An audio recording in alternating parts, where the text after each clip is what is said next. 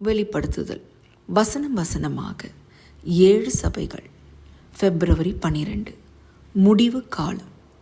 ஜெயங்கொண்டு முடிவு பரியந்தம் என் கிரியைகளை கை கொள்ளுகிறவன் எவனோ அவனுக்கு நான் என் பிதாவினிடத்தில் அதிகாரம் பெற்றது போல ஜாதிகள் மேல் அதிகாரம் கொடுப்பேன். வெளிப்படுத்துதல் 2 வசனம் 26.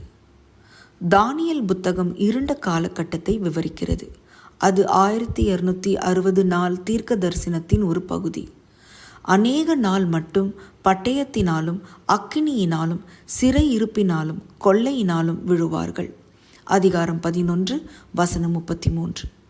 இருண்ட காலங்களில் லட்சக்கணக்கானவர்கள் விவரிக்க முடியாத அளவுக்கு கொடுமையாக பட்டயத்தினால் மடிந்தார்கள் என்பதும் அக்கினியினால் எரிக்கம்பத்தில் எரித்து கொல்லப்பட்டார்கள் என்பதும் உண்மை.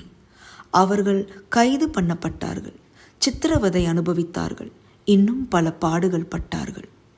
ஆனால் இங்கே உபத்திரவத்தின் மத்தியில் நம்பிக்கையும் கொடுக்கப்பட்டது. அறிவாளிகளை புடமிடுகிறதற்கும் சுத்திகரிக்கிறதற்கும் வெண்மையாக்குகிறதற்கும் அவர்களில் சிலர் விழுவார்கள். முடிவு கால பரியந்தம் இப்படி இருக்கும். குறித்த காலம் வரை இன்னும் நாள் செல்லும். வசனம் 35. உண்மை உள்ளவர்கள் மரணத்தில் விழுந்தாலும் உண்மையில் அவர்கள் வெற்றி பெற்றதாக கிறிஸ்து சொன்னார். ஏனென்றால் அவர்கள் தம் கிரியைகளை முடிவு பரியந்தம் கை கொண்டார்கள் என்று சொன்னார். அவர்களுடைய சகல உபத்திரவங்களையும் தேவன் நன்மைக்காக பயன்படுத்தினார். நமக்கும் அதையே செய்வார்.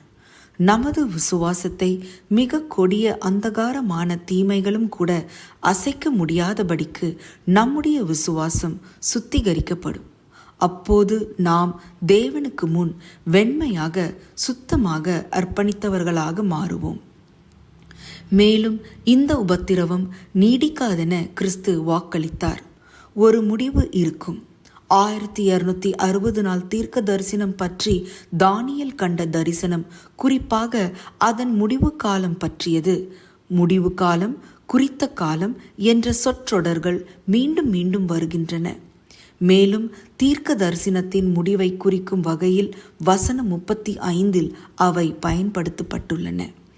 எனவே முடிவு காலம் என்பது 1260 நாள் தீர்க்க தரிசனத்தின் முடிவு. இருண்ட காலத்தின் முடிவு போப்பாதிக்கத்தின் முடிவு. அந்த முடிவு 1798 நடந்தது. அப்போது போப்பை நெப்போலியன் சிறைப்பிடித்தார். அதன் பிறகு பல ஆண்டுகளாக ரோமன் கத்தோலிக்க திருச்சபை மீண்டும் எழுச்சி பெறவில்லை. ஆனால் போப்பாதிக்கத்தின் கொடிய ஆட்சிக்கு ஒரு முடிவு இருப்பதாக தானியேல் தீர்க்க தரிசனம் உரைத்தது போல கிறிஸ்துவின் 2ஆம் வருகையின் போது ஒரு முடிவு இருப்பதாக நமக்கு வாக்குறுதி அளிக்கப்பட்டுள்ளது. அதன் பிறகு கொடுங்கோன்மையும் பழி வாங்குதலும் வஞ்சக ஆட்சியும் இருக்காது. ஆனால் தேவ மக்கள் ராஜாதி ராஜாவாகிய கிறிஸ்துவின் மூலம் ஜாதிகள் மேல் அதிகாரம் பெற்றிருப்பார்கள். சமாதான பிரபுவே, நான் உபத்திரவத்தினோடே நடக்கும்போது என்னோடு நடந்து வாரும். நான் வெறுக்கப்படும்போது உமது அன்பை நினைவு கூற எனக்கு உதவும். நான் விழுந்தால் அது பாறையாகிய மீது விழுவதாக இருக்கட்டும். அதிக ஆராய்ச்சிக்கு ஆதியாகமம் 50 வசனம் 20, ரோமர் 9 வசனம் 33, ரோமர் 12 வசனம் 12. ஆமேன்.